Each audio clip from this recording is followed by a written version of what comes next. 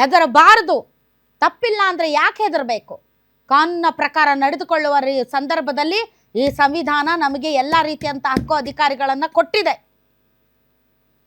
ಯಾರೋ ತಲೆಕೆಟ್ಟ ರಾಜಕಾರಣಿ ಏನೇನೋ ಮಾತಾಡ್ತಾನೆ ಅಂತ ನೈತಿಕವಾಗಿ ಸೋತು ಮನೆಯಲ್ಲಿ ಕುತ್ಕೊಳ್ದೆ ಅದರ ವಿರುದ್ಧ ಹೋರಾಡುವಂಥ ಕೆಚ್ಚದೆ ಪ್ರದರ್ಶನ ಮಾಡಿದಂಥ ಅಮೃತ ಗೌಡ ಪರವಾಗಿ ಇಡೀ ರಾಜ್ಯದ ಜನ ಒಂದಾಗಬೇಕು.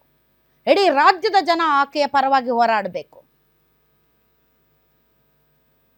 ಈ ವಿಚಾರಕ್ಕೆ ಸಂಬಂಧಪಟ್ಟಂತೆ ಬೆಳಗ್ಗೆಯಿಂದ ಸಾಕಷ್ಟು ರಿಯಾಕ್ಷನ್ಸ್ ಬಂದಿದೆ. ಬಹಳಷ್ಟು ಜನ ಲೀಡರ್ಸ್ ಮಾತಾಡಿದ್ದಾರೆ.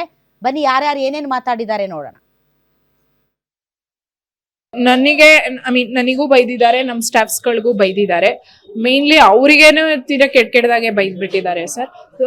ಸೊ ನಮ್ಮ ಸ್ಟಾಫ್ಸ್ಗಳಿಗೆ ಆಕ್ಚುಲಿ ನಂಗೆ ಅವ್ರಿಗೆ ಬೈದಿದ್ದೆ, ನಾನು ಆ ಆಡಿಯೋದಲ್ಲೂ ಅದೇ ಹೇಳ್ತಿದ್ದೆ, ಅವ್ರಿಗೆ ಬೈಬೇಡಿ ಸರ್, ಹಾಗೆಲ್ಲ ಬೈಬೇಡಿ ಸರ್ ಅಂತ. ಸೊ ಅವ್ರಿಗೆ ನನಗೆ ಬೈದಿದ್ಕಿಂತ ಅವ್ರಿಗೆ ಬೈದಿದ್ದೆ ಜಾಸ್ತಿ ನಂಗೆ ನೋವಾಗಿದೆ ಸರ್. ಅವರು ಬ್ಯಾನರ್ನ ಅಕ್ರಾಸ್ CMC ಲಿಮಿಟ್ಸ್ ಕಟ್ಟಿದ್ದಾರೆ.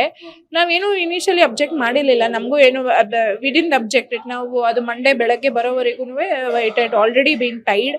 ಬಟ್ ಅಲ್ಲಿ ಪ್ರಾಬ್ಲಮ್ ಇದ್ದಿದ್ರಿಂದ, ಕೋಟೆ ಸರ್ಕಲ್ ಅಲ್ಲಿ ಪ್ರಾಬ್ಲಮ್ ಇದ್ದಿದ್ರಿಂದ ಅದು ಒಂದು ಮಾತ್ರ ನಾವು ಅಂದ್ರೆ ಅದು ಬಿದೋಗ್ತಾ ಇದ್ದಿದ್ರಿಂದ ಅದನ್ನ ಒಂದನ್ನ ಮಾತ್ರ ತೆಗ್ಬಿಟ್ಟು ಆಫೀಸಲ್ಲಿ ಇಟ್ಟಿದ್ದು. That was a scary environment sir.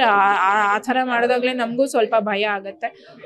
V need an like a very safe environment to work. ಅದಿಲ್ಲ ಅಂದಾಗ ಭಯ ಆಗುತ್ತೆ.